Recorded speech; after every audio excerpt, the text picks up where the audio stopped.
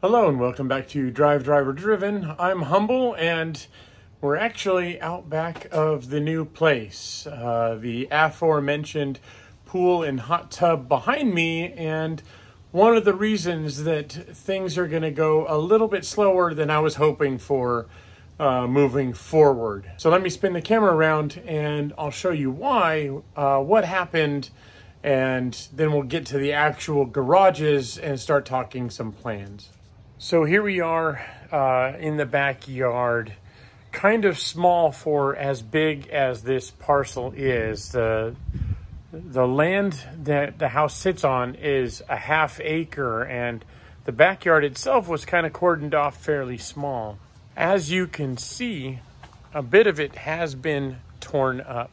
So we've got this route that goes all the way around the pool, and then as we look over there towards the house, you can see that even more of the ground has been torn up.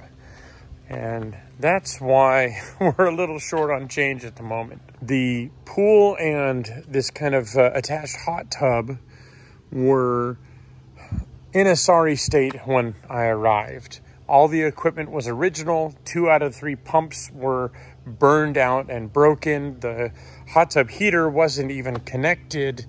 And there was a couple of 3-way valves that sat here, which were had leaky seals, were broken, and one of the pipes was so full of garbage that it didn't even work. So we ended up tearing those out, testing all the pipes, which were good, and then extending everything here to get to the new pool pad. And as you can see, this is all brand new equipment. Just really quickly, for those that are interested, we have a heater, a chlorinator. Under that, there's a UV disinfectant thing, 2 pumps, one that runs the pool, one that runs just the jets for the hot tub, and then a little cleaner pump. The filter's over there, and this is the control box, which has wireless support that controls everything. What that means is that wirelessly, I can control the lights in the pools, I can control the pumps, I can set schedules, I can automate everything, which is great and all, except the grand total came in at about $27,500, which is about the price of a really nice used car these days. And that also means that takes about $27,500 out of my plans for the garages. So let's go to the garage and see what it looks like now. Starting in the attached garage, I mentioned previously this is about 750 square feet, thereabouts. You have 1 garage bay here and then a double bay on that side. Most of the boxes are out of here, at least the packed boxes. There's a whole pile of cardboard in the corner that needs to get rid of. Bikes are living here for the moment, and this is another house project, which is to swap our fridges around, and we'll bring that into the house. Pretty bare, no real storage to speak of. And if we look up, I think I've mentioned before, there's no insulation throughout the garage and really poor lighting. So one of the first things that I would like to do is actually insulate the ceiling, which should make a huge difference. Even if the walls aren't insulated, they don't actually get that much sunlight during the day, but the roof just cooks. So I'm hoping that by throwing some insulation up there, just some batting, anything really, we can help bring those temperatures down. Aesthetically speaking, what I would like to do is actually paint this truss work white. And then when we put some batting up here, to put either white cloth or a white cover or something like that. And again, just to really brighten it up. So any light that's on in here or any sunlight that comes in through the windows it'll bounce around and really illuminate the place. I would like to get some shelving in back in this corner just for like pool supplies and such.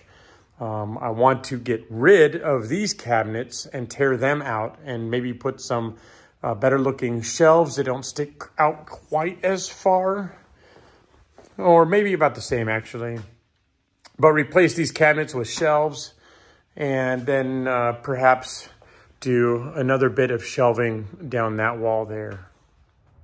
Back in the detached garage now, as you can see, it's still a mess as I haven't had a lot of time with all the pool stuff going on to address anything in here, but we did manage a couple of projects for the garage doors. I don't know if I showed it in the previous video, but the old garage doors were original from when this garage was built in the 70s. One of them didn't even have safety sensors, and the door wouldn't stop if something was in the way. It would just keep trying to close. So that was really the first mod or upgrade or whatever that had to change. So I've got a couple of brand new Chamberlain door openers. I had all these ideas for connected door openers, and I really should have done some reading because from what I remembered is that you could connect these with HomeKit, and I discovered recently that, well, they disabled all those APIs, and so you can't get to the camera features or any of the advanced stuff unless you subscribe to their bullshit. So if I can't use their cameras, they can't either. I just tucked them right back up in there. And I'll probably end up doing a garage door hack so that I can integrate these into HomeKit and I can open it up with our sort of smart home management, which is something I've been getting more and more into. Other than all that stuff, though, this is still a huge upgrade from this old unit on the floor here, as this actually has a remote. I was able to move our door buttons over next to the garage door over there, because previously they were up on the front wall, and they're just significantly quieter and faster than the old openers. So I'll take a win where I can get one, and they are significantly better. I mentioned before that this detached garage is about 1,000 square feet. Well, I broke out the tape measure and actually verified, and this wall is, I want to say it was 23 feet and change is what it came out to be. And then this back wall is 41 feet. So the actual square footage ended up being something like 963 square feet, give or take, once you figured all the and change.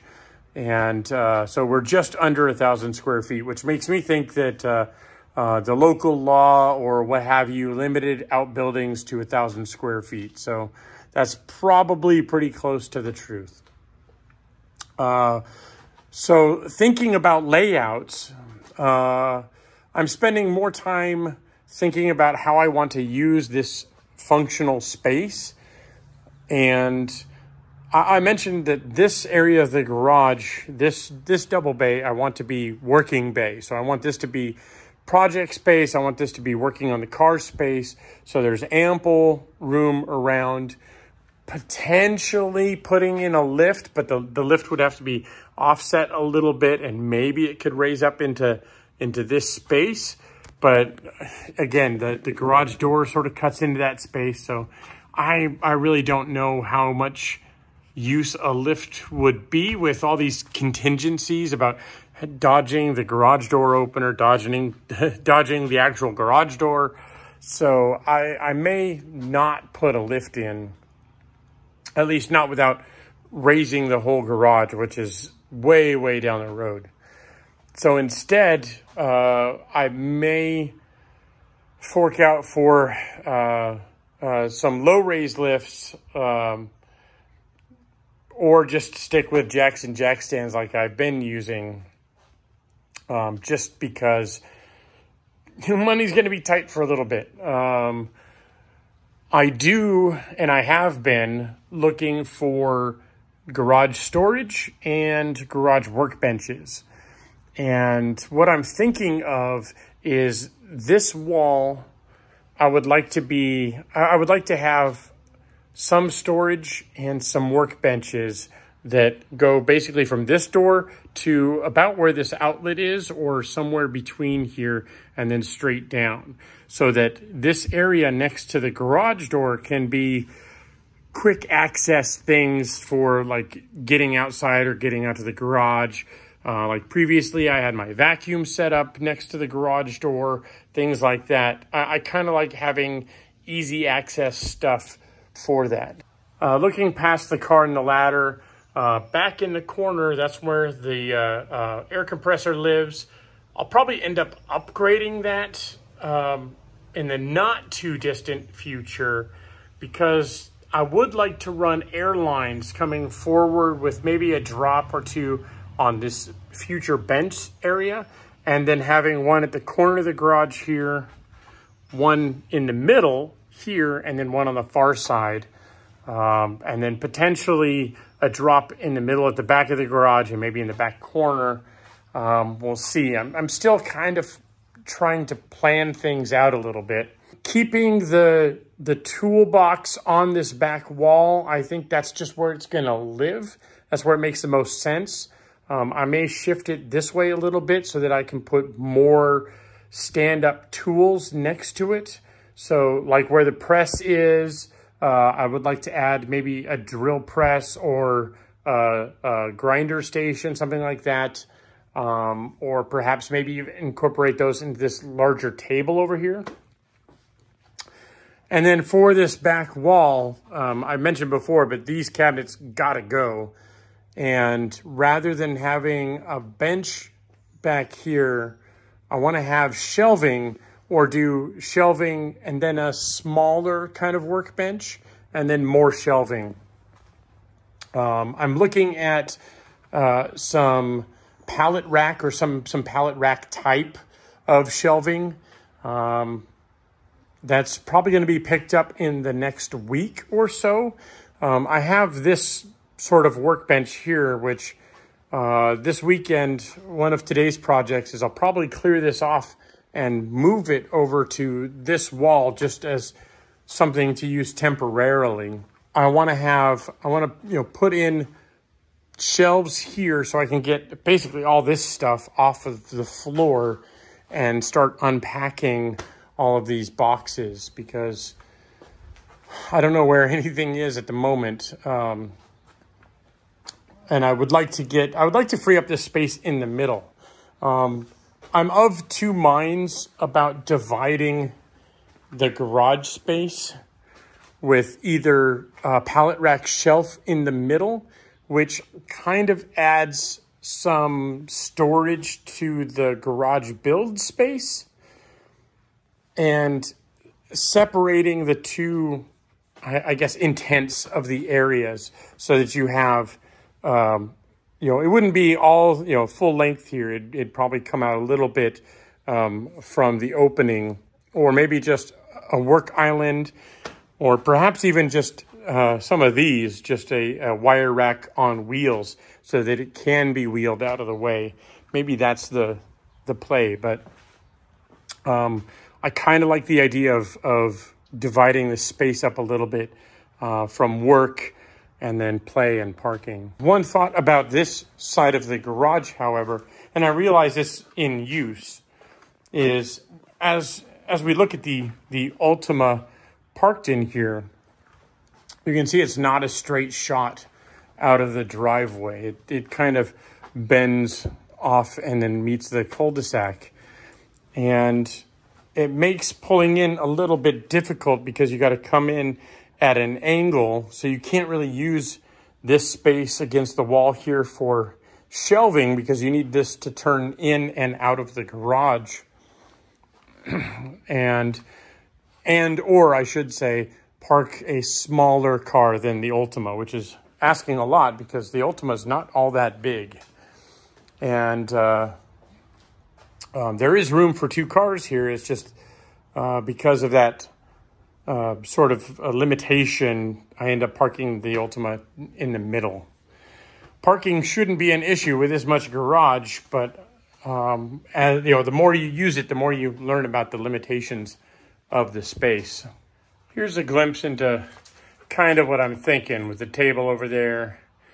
Now, that area is freed up for a little more storage, and looking at it, I think I do want to put some shelves there.